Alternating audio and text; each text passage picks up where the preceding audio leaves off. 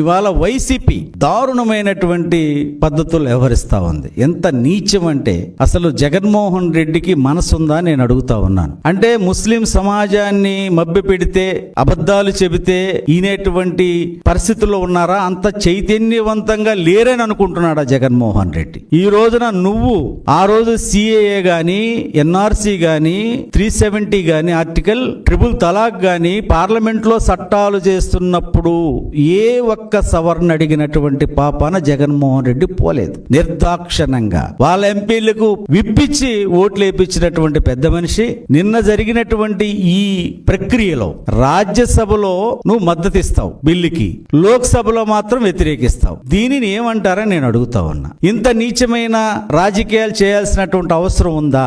ఈ రోజున నువ్వు లోక్సభలో నీ బలం అవసరం లేదు, రాజ్యసభలో బలం అవసరం అనేటువంటి ఉద్దేశంతో ఈ రోజు రాజ్యసభలో మద్దతు ఇచ్చినటువంటి నిన్ను ఈ ముస్లిం సమాజం నమ్మే పరిస్థితి లేదు. నీ ప్రభుత్వ హయాంలో బడ్జెట్ లో 1000 కోట్లు పేపర్కు చూపించి ఒక్క రూపాయి కూడా మైనార్టీ కార్పొరేషన్ కి ఇచ్చినటువంటి పాపాన పోలేదు. ఒక్క మా బిడ్డను విదేశాలకు పంపించినటువంటి పాపాన పోలేదు. విజయవాడ నగరంలో హజ్ హౌస్ చంద్రబాబు నాయుడు గారు శంకుస్థాపన చేస్తే ఆ జీవోను కూడా రద్దు చేసిన వ్యక్తి జగన్మోహన్ రెడ్డి. అంటే ముస్లింలకు ద్రోహం చేసింది ఎవరైనా ఉంటే రాష్ట్ర చరిత్రలో అది ఒక్క జగన్మోహన్ రెడ్డి అనేటువంటి విషయం ముస్లిం సమాజానికి తెలిసే 2024 సార్వత్రిక ఎన్నికల్లో నీకు 11 సీట్లకు పరిమితం చేశారు. అన్ని వర్గాలను మోసం చేశారు. అన్ని వర్గాలకి బడ్జెట్ లోనేమో మీరు 1000 కోట్లు చూపించడం, నవరత్నాల్లో మీరు తీసుకోమని చెప్పటం అనేది ఇది దారుణమైన విషయం.